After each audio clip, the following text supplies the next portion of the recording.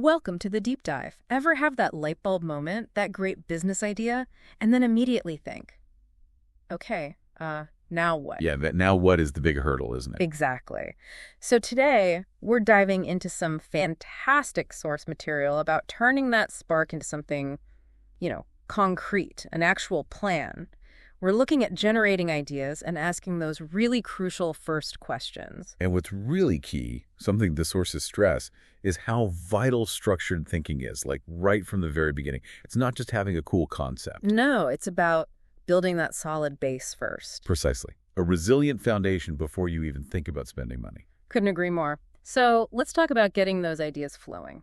The source calls it the idea pool. It's really about spotting a problem, right? Or a need that's not being met. And then figuring out how your business solves that specific thing. So what kind of examples did they give to sort of illustrate this? Well, they had some good variety. One was an app connecting tourists with private guides in Saudi Arabia. But the angle wasn't just finding a guide. It was about letting you choose by tour type, location, even special needs. Really specific. So hitting a niche that bigger platforms might just gloss over. That's smart. Exactly. Fulfilling a very particular need. Makes planning a custom trip way easier. I also like the mobile dry cleaner idea. You know, the one that comes to you? Right. That's a big shift from the old brick and mortar model. Totally. What did the source say about the potential there for that kind of disruption? Well, it highlights how rethinking a traditional service can be really powerful. The mobile dry cleaner, it's not just convenience. No, it's removing a whole step, that trip to the cleaner. Yeah, leveraging mobility to fix a common hassle. Yeah. And then there was the shopping mall directory app. Oh, right. The one with reviews? Not just where the shops are, but customer reviews on like product value, how busy the mall is, even how good the food court tastes. So it adds a layer of real user insight. Exactly. These ideas aren't just novel. They offer a distinct value.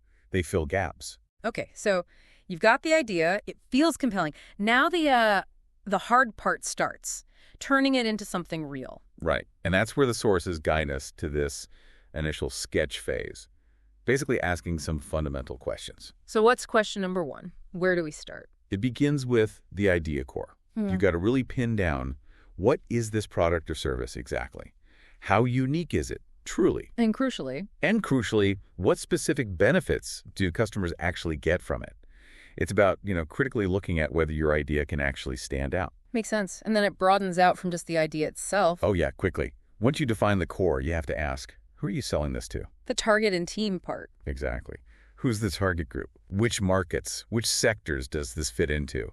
And maybe just as important, who's on your team? What experience do they bring? Because that speaks to feasibility, right? Can you actually pull this off? Absolutely.